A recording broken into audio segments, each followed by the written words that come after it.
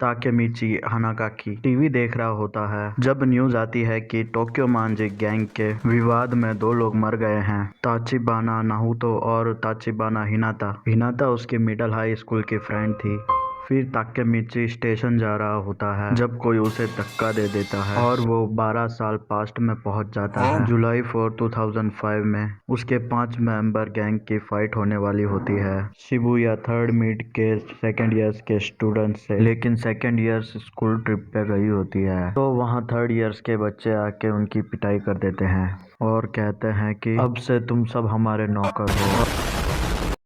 और फिर वो झूले पर बैठकर अपनी लाइफ के बारे में सोचता होता है। तब वो देखता है कि कुछ लड़के एक बच्चे को परेशान कर रहे होते हैं। ताकेमिची उस बच्चे को बचा लेता है जो हिनाता का छोटा भाई नारुतो होता है। फिर ताकेमिची बताता है कि 2017 में वो दोनों की मौत होने वाली है और बोलता है कि अपनी बहन का ध्यान रखे। और अचानक ताकेमिची प्रेजेंस में आ जाता है और देखता है कि नारुतो ने उसको बचा लिया है। तो नारुतो कहता है कि मैं अपनी जान तो बचा सका लेकिन मैं अपनी बहन को ना बचा सका। नारुतो बताता है कि अब ताकेमिची ही हिनाता को बचा सकता है। प्रेजेंस में जाके माइकी और किसाकी को मिलने से रोकना होगा। अगर ये कभी नहीं मिलते तो तोमान इतना ईवल ना बनता।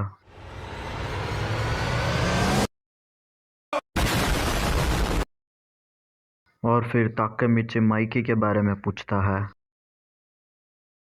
The next day. अगले दिन ताकेमिची कियोमासा को चैलेंज करता है जो उससे बहुत ज्यादा स्ट्रांग होता है। यह देख के माइकी इम्प्रेस होता है और कहता है अब से तू मेरा दोस्त है। और माइकी चाहता है कि ताकेमिची तोमान को ज्वाइन करे। The next day. और अगले ही दिन हिनाता ताकेमिची को घर पढ़ने बुलाती है और वहाँ दिवाली के पटाखे फूट रहे होते हैं और दोनों छत पर जाके फायरवर्क्स देखते हैं।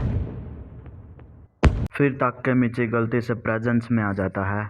फिर नारुतो उसको बताता है कि वो जितने दिन पास्ट में रहेगा उतने दिन प्रेजेंट्स में भी गुजर जाएंगे। फिर ताकेमिची कहता है कि माइकी एक गैंगस्टर है लेकिन वो एक अच्छा इंसान है। फिर नारुतो बोलता है कि माइकी ने प्रेजेंट्स में बहुत बुरे काम कर चुका है। फिर ताकेमिची बोलता है कि मुझे माइकी से मिलना है प्रेजेंट्स में। अब ताकेमिची माइकी तक का पहुंचने का तरीका ढूंढता है और वो अपने फ्रेंड अकुन से मिलता है जो अब तोमान का एडमिन बन चुका है। और अकुन बोलता है कि किसाकी ने पूरा तोमान कंट्रोल कर लिया है। फिर अकुन बोलता है कि जब से ड्रैकन मरा है तब से माइकी पूरा चेंज हो चुका है और किसाकी ने पूरा तोमान अपने कंट्रोल में कर लिया है। उसके बाद अकुन सुसाइड कर लेता है बिल्डिंग से कूद के।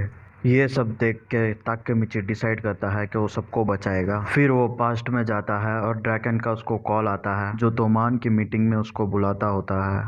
मीटिंग में ताकेमिची को सेकेंड डिवीजन का कैप्टन ताकात्सु मित्सुया मिलता है जो उसको माइकी और ड्रैकन के पास ले जाता है। माइकी मीटिंग स्टार्ट करता है और कहता है कि आज यहाँ सब मोबियस के बारे में बात करने के लिए आए हैं। अगर मोबियस तोमान्स के अगेंस्ट आ गए तो एक बहुत बड़ी फाइट होने वाली है।